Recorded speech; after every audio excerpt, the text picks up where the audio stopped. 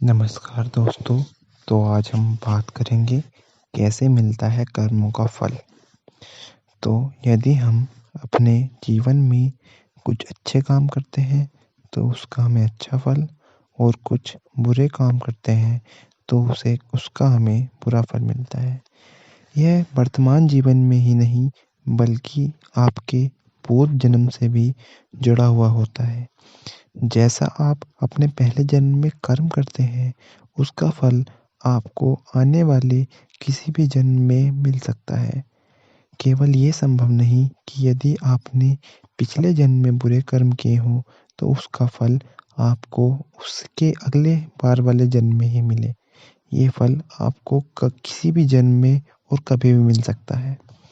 इसलिए कहा जाता है, कर्म का फल, फल का कर्म, यही जड़ चेतन का आनंद। तो उदाहरण के लिए यदि आप अपने पिछले जन्म में अत्यधिक भयावह काम करते हैं तो ये ज़रूरी नहीं कि इस जन्म में आपको अत्यंत दुखी मिले। आपने अपने चारों तरफ ऐसे बहुत से लोग देखे होंगे जो अपने जीवन में बहुत पाप करने के बाद भी अत्यंत शोहरत और पैसा हासिल करे हुए होते हैं।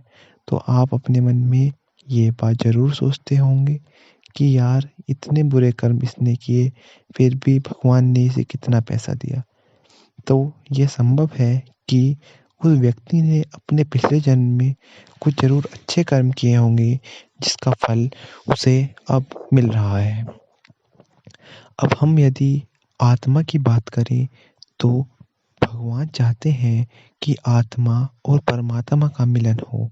जब मनुष्य अपनी किसी एक योनि से मुक्त होता है तब किसी आत्मा को मुक्त होने में 1000 बिच्छू के डंक मारने जैसा दर्द होता है। अब जब प्रभु उस आत्मा को उस व्यक्ति के शरीर से मुक्त करके दूसरे शरीर में डालते हैं तो कभी-कभी उस आत्मा को अपने पिछले जन्म की कुछ बातें याद रह जाती हैं, और कभी-कभी वह बातें भूल भी जाता है।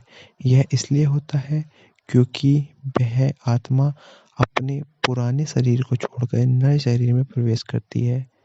भगवान श्री कृष्ण ने इस संबंध में गीता में कहा था, वासांसि जीर्णानि यथा विहाय नवानि गृह्णाति नरो प्राणी। अर्थात आत्मा अपने पुराने वस्त्र रूपी शरीर को छोड़कर नए वस्त्र रूपी शरीर को धारण करती है। अब यदि आप ये सोचेंगे कि हम अपने जीवन में हमेशा अच्छे कर्म करें और हमें इसका फल इसी जीवन में मिल जाएगा तो ये शायद संभव नहीं। आपने बहुत से लोग ऐसे भी देखे होंगे जो आपकी नज़र में बहुत अच्छे होते हैं लेकिन प्रकृति या भगवान उनके साथ कभी भी इंसाफ नहीं करता। तो ये सब उनके पिछले जन्मों के कर्मों पर आधारित है जिस कारण उन्हें इस जन्म में सुख नहीं मिलता।